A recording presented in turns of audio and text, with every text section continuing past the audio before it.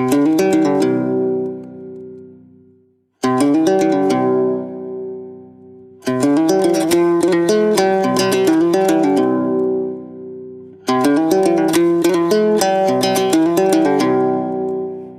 1998 жылы өкмөттүн алдында, өкмөттүн зданиясында негиздегем.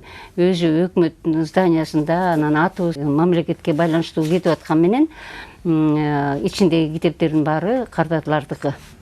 Алып келет, 10 китептен алып келет. Эгер китеби өтсө, анда акчасын берем, китеп өтпөй калса өздөрүнө берем. Анан азыр бизде китептен алыстап кеткен айрыкча жаштар китеп менен окуган, мектептерди баягы илгеркидей сайыз убагын айтпай эле коеюн, андан бери деле мектепте китепти окуган бала бакыра келип издеп алат. Мен ушу мугалимдерге ушул бүгүнкүдөн пайдаланып айтат элем да, көп балдарды мектептин мугалимдери эми аларга эми сын жок, алардын эмгеги өтө баалуу, аларды сыйлайм мен деле. Бирок көп баланын үйдө 1-2 баланы бага албай жатып, көп балдарды окутуш деле кыйын. Бирок менин оюмча алар илгерки картотекалардан карап алып, илгерки китептерди, мисалы Курманбекти таап кел, Эртештүктү таап кел, же болбосо Кожо Жашты таап кел, ушундай китептерди, мурунку китептерди сурайт.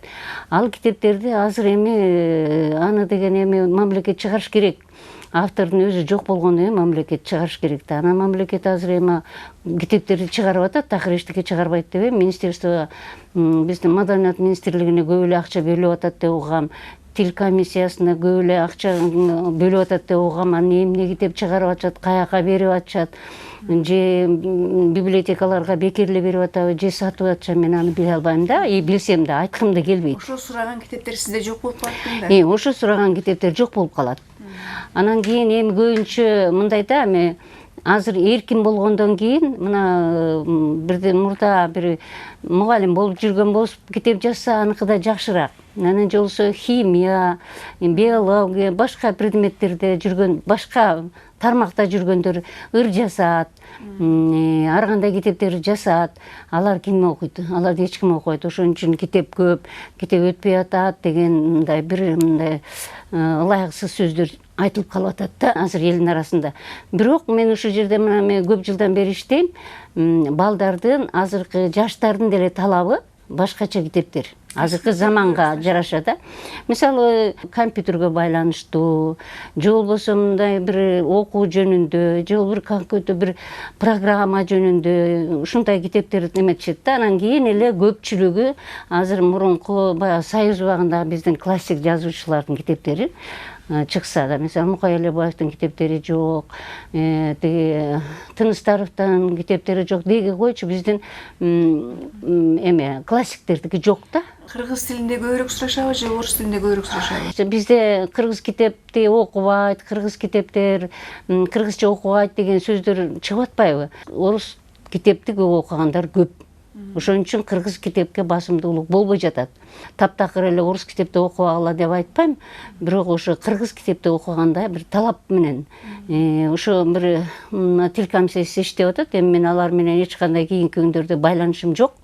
Канча эме жетекчилери которулуп атат, отуруп бири менен барып эле таанышып эле сүйлөшө албайм. Кайсы китептерди көбүрөөк сурап атат окурмандары? Жок, ага кызыккан эч ким жок. Азыр бизде типография басмалар көп да. Калп айтпасам 125 басма бар деп угам. Ошолор өздөрү издеп, мисалы үчүн Мукай Элебаевдин китебин чыгарабыз десе, ошонун тууган туушканынан уруксат алыш керек. Гонорар деген бар да. Ошентип кыйналышат. Антпей эле бир мындай тизме болсо, анан кийин мына книжный палатада ал ошо книжный палатанын өзүнүн системасы, жумушу, мамлекетке кыла турган кызматы такыр башка. А бирок бизнеске өтүп кетти алар. Бир мисалы үчүн сен китеп жазып барсаң, ал китебиңден жана СБН деп коет, ошону эле жасашат, башка эчтекесин көрбөйм. Алар мына биздин Кыргызстандан эмне чыгып атат, ошонун баарын тең иштеп коет, ошого тизмелеп, эмне мааниси менен чыгарып, ар бир библиотекага, мекемелерге бериш керек. Балким берип аткан чыгар, мен көргөн жокмун да. Китеп сатып жүрүп эле, китеп чыгарып атканын эле көрөм да, көбүнчөсүнөн билем. Алар деле мени тааныйт, мен аларды эле сыйлайм. Бирок келечекте адамдын, биздин келечегибизде бала бакыранын талабын мындай каймана карап калышты. акча. Азыр акча деп эле калат. Акча китеп чыгарып эле акча. Бул жерге кээде жаш акын кыздар, жаш балдар жазып келет. Мен кээде мындай барактаган деле көрөм. Ката. Туура эмес. Бул стандарт деген болот. Шрифт деген болот. Ошолдун баары тең туура эмес да кээде. Мындай эле эптеп барып эле мына бир китеп жазып барып эле бир басмага барасың сен. Жаныңда 40 000 сом акчаң бар. Ушуну чыгарайын десең баса калышат. Аларда же жакшы бир мындай редактор жок, же корректорлары жок. Анан кийин китепти ачсаң эле ката. Ал катага мен эмне үчүн кайгырам? Себеби силердин балаңар, менин неберелерим ошо жаш балдар ошо сөздү ката боюнча мына кабыл алып калат. Ошо боюнча ката боюнча эле сүйлөп жүрө берет да. Ошон үчүн ошого көңүл бурбай жатышат эч кимиз. Ошого көңүл буруш керек.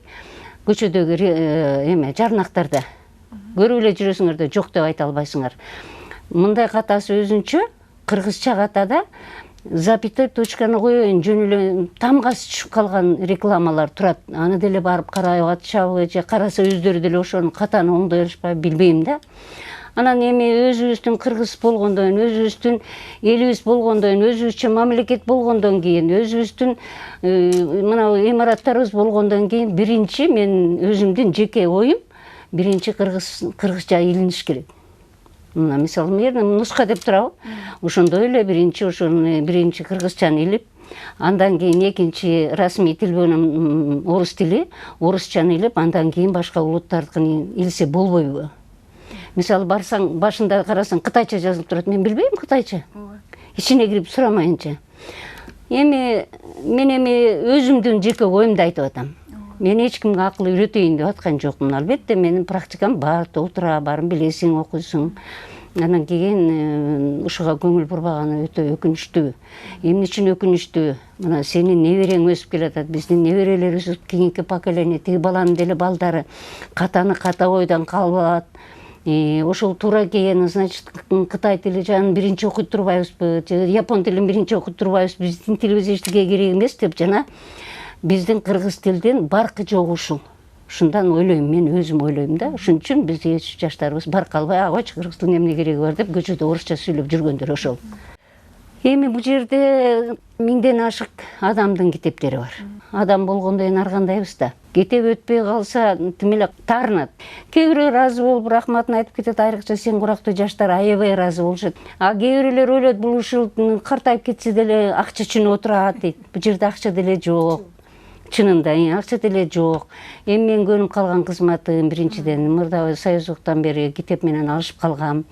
Анан экинчиден эми менин возрастым бул жерде мен кетмен көтөрүп сугарып аткан жокмун. Отурам, кетем, келген балдарга үйрөтөм, айтып берем, муну оку, тарыхты билгиле, кыргыз кайдан чыккан, казак кайдан чыккан, качан пайда болгонбуз, ушуну жок дегенде өзүңөрдүн кыргыз тилиңерди билип ал, тарыхыңарды билип алгылачы балдар деп бул жигитке окшогондордун баарына кээде мораль окуйм. 5-6 бала келиптир, автодорожныйда окуган балдарга айтып берип атам, тарыхтын баарын айтып берсем, ооздорун ачып, тим эле дагы айтып берсеңиз дагы анан баланча эмне деп суроо берип атышат. Азыр биздин жаш балдар жаман эмес, жаш балдарыбыз күчтүү, жаштарыбыз бар арасында. Бир карынды бир кумалак чиритет деген бар.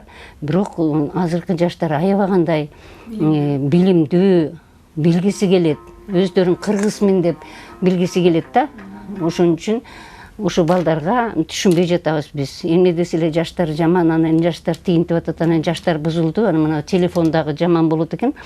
Каяктагы тиги комментарийлерди жазат. Ай, алар биздин кыргыздын балдары, биздин балдар да, биздин артыбыздагы урпактар да.